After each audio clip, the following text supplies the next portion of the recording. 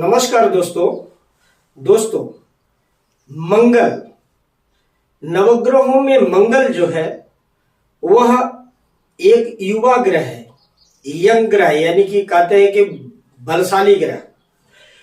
मंगल एक आधीर ग्रह है। मंगल है ऊर्जा, एनर्जी। वह मंगल जन्म कुंडली में कर्क लग्न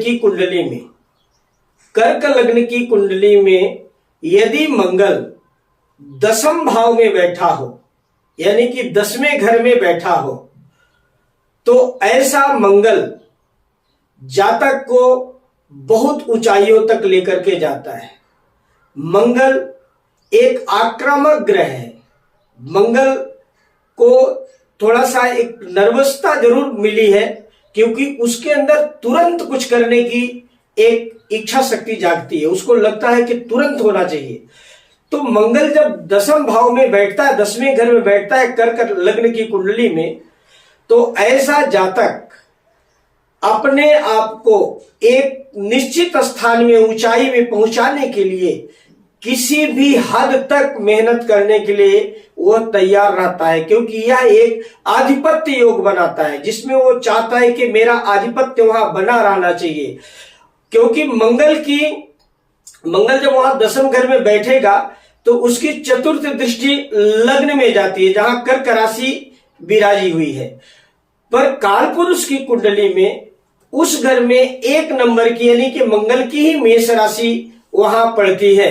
तो मंगल वहां जाने के बाद कर्क राशि में होने के कारण मंगल नीच का होता है, लेकिन वहां लग्न में होने के कारण मंगल वहां अपने आप को मजबूत महसूस करेगा। साथ ही मंगल की सप्तम दृष्टि चतुर्थ भाव में जा रही है, जो एक लोकप्रियता का घर है, लोगों से जुड़ने का घर है, वाहन, वास्तु और सुख का घर है। ऐसा घर है। उस घर में सप्तम दृष्टि जा रही है। अष्टम दृष्टि में मंगल जो है स्वयं अपनी ही वृश्चिक राशि को पंचम भाव में देखता है।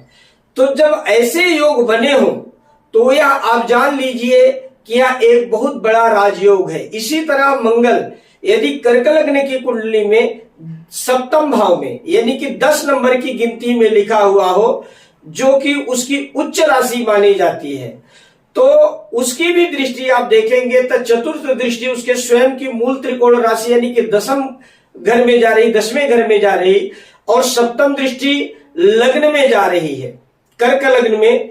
और अष्टम दृष्टि द्वितीय भाव, यानी कि सूर्य की सिंह राशि पे पड़ेगी। तो मंगल सप्तम भाव में बैठने के कारण दाम्पत्य जीवन को बिगाड़ता है। वहां पर दोनों के बीच में जो सामंजस्य है वो बैठता नहीं, पति पत्नी के बीच में वाद विवाद कराता है। दूसरा घर भी परिवार का है, और परिवार में स्त्री जो है वो केंद्र स्थान होती है, तो वहां भी ये पारिवारिक रिश्ते को बिगाड़ता है, परिवार में कलह कराता है। आदमी जब बोलता है तो उसकी वाणी में आक्रामकता रहती है, क्रोध रहता है, तो ये योग तैयार करेगा।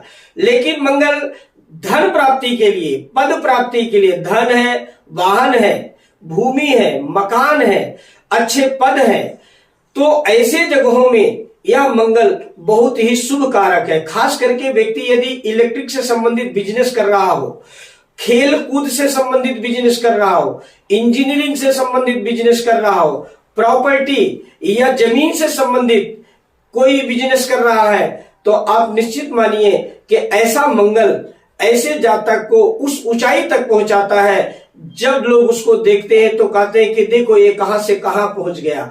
तो आप देखिए, यदि आपके जन्म कुंडली में इस घर में 4 नंबर लिखा हुआ है, यहां पे ये पहला घर है, ये 4 नंबर यहां पे लिखा हुआ है, और मंगल आपका यहां पे बैठा हुआ है 1 नंबर राशि में, ये 10वां घर है, यह मंगल फिर यहां बैठा हुआ है, तो आप निश्चित मानिए कि आपके कुंडली में वह योग है। और आप धरती के किसी भी कोने में चले जाइए, मंगल आपको आपके भाग्य स्थान तक जरूर पहुंचा देगा, जहां से आपके जीवन की शुरुआत होनी है।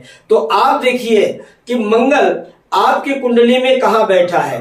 पर ये जो पहला घर है, यहां जिसके घर में 4 नंबर लिखा हुआ है, और उस 4 नंबर की कुंडली में मंगल यदि यहाँ और यहाँ बैठा हुआ है तब भी यह योग बनेगा।